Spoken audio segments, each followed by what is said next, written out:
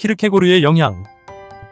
키르케고르가 기독교 신앙을 바탕으로 인간의 실존에 대해 제시한 통찰은 20세기 철학의 흐름에 엄청난 영향을 주었다. 키르케고르의 논의는 인간을 이해하는 새로운 관점을 제시하였고 실존의 구조에 대한 사유를 촉발시켰으며 근대의 실증주의를 비판하는 다양한 사조에 힘을 실어주기도 하였다. 여기서는 크게 5가지 관점에서 키르케고르가 현대 철학에 준 통찰을 살펴보고자 한다. 첫째, 인간학적 관점에서 키르케고르는 절망과 불안 등 현대인이 겪는 다양한 정서적 체험에 대한 심도 있는 분석을 제시한 심리학자로 여겨진다. 둘째, 실존주의적 관점에서 키르케고르는 기독교 신앙을 통해 자신의 삶을 스스로 선택할 수밖에 없는 인간의 존재 방식에 주목한 유신론적 실존주의자로 여겨진다. 셋째, 현상학적 존재론의 관점에서 키르케고르는 모든 존재자가 우리의 지향적 태도에 따라 새롭게 구성될 수 있다는 사실을 발견한 현상학 이전의 현상학자로 여겨진다. 넷째, 법철학과 정치철학의 관점에서 키르케고르는 보편적 법질서가 인간과 분리되어 미리 존재하지 않는다고 생각한 법실증주의의 선구적 비판자로 여겨진다. 다섯째, 언어철학의 관점에서 키르케고르는 규범적 질서의 가장 밑바탕에 인간의 실존 방식이 놓여있다는 사실을 지적한 프래그머티스트로서 여겨진다. 인문학에는 어떤 영향을 끼쳤을까? 키르케고르의 저술들은 가장 먼저 인간의 심리적 체험에 대한 심도 있는 분석으로 주목을 받았다. 우리 자신의 실존을 뒷받침해줄 아무런 객관적 토대도 존재하지 않는 인생의 냉혹한 현실 앞에서 우리가 불안을 느끼는 모습, 그 불안을 어떻게든 극복하기 위해 우리가 자기 자신이 되기를 포기하고서 군중 속에 숨어 절망에 빠지는 모습, 우리 자신이 진리에 이르지 못하는 존재라는 자각에서 갖게 되는 모습에 대한 키르케고르의 기술은 20세기의 다양한 문학가와 정신분석학자에게 큰 관심을 끌었다. 20세기 초반의 실존주의 철학자들은 키르케고르가 단순히 인간의 심리적 체험에 대한 분석을 넘어서 인간의 근원적 존재 방식에 대한 분석을 수행한 것으로 평가하였다. 사람들이 실제로 의식하든지 의식하지 못하든지 인간은 자신의 자유 앞에서 근원적으로 불안을 체험한다. 이러한 실존주의적 분석은 서양의 종교적 전통으로부터 수행될 수도 있고 무신론적 반항으로부터 획득될 수도 있다. 오늘날 대부분의 철학자들은 키르케고르가 이라는 사실에는 공통적으로 동의한다. 키르케고르의 사상은 20세기 초반의 현상학 운동과 결합되어 급진적인 방식으로 발전하였다. 이러한 발전을 일으킨 대표적 인물이 바로 하이데거이다. 그는 대상이 의식의 지향적 태도에 의존한다는 현상학의 통찰과 인간이 자신의 삶을 선택할 수밖에 없다는 키르케고르의 통찰을 자신의 존재론에서 긴밀하게 연결시켰다. 그의 존재론은 즉 현존재와 독립된 영원한 형이상학적 실제란 존재하지 않는다. 키르케고르의 사상은 한 세기 뒤에 출현할 현상학적 존재론을 어렴풋이 예감한 철학이었던 것이다.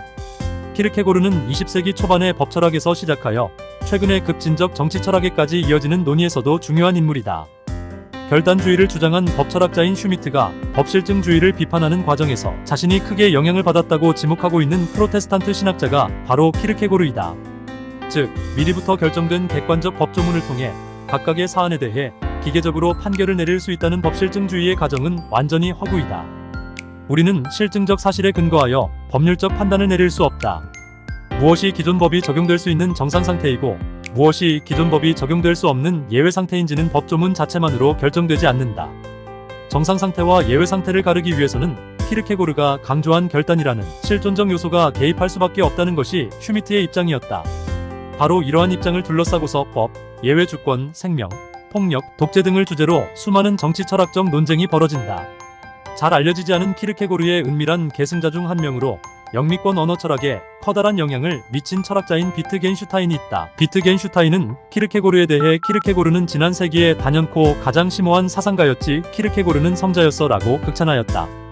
전기 비트겐슈타인이 언어의 한계를 그은 뒤에 말할 수 없는 것에 관해서는 침묵해야 한다 라고 선언한 것은 키르케고르가 믿음이란 사유가 끝나는 곳 바로 거기서부터 시작된다. 신앙을 사유 너머에 남겨둔 것에서 영향을 받았는지도 모른다. 더 나아가 후기 비트겐슈타인이 규칙을 따르는 과정이 삶의 형식을 전제한다고 지적한 것도 키르케고르가 객관적 법칙에 대한 실존의 우선성을 강조한 것에서 영향을 받았는지도 모른다. 둘 사이의 연결성이 정당할 경우 주체적 실존을 강조하는 키르케고르의 사상은 사회적 실천을 강조하는 비트겐슈타인의 프래그머티즘을 내포하고 있었다고 해도 좋을 것이다. 키르케고르의 죽음의 순간 제10호가 출간되기 전에 키르케고르는 거리에서 쓰러졌고 결국 병원으로 실려갔다. 그는 병원에 한 달도 넘게 입원해 있었다. 그곳에서 그는 그가 단지 공무원에 불과할 뿐 신의 종이 아니라고 여겼던 목사에게서 성만찬을 받는 것을 거절했다. 그는 에밀 베센과 이야기를 나누었다. 에밀은 키르케고르와 어렸을 때부터 친구였고 키르케고르와의 대화를 기록했으며 그 자신이 목사인 사람이었다.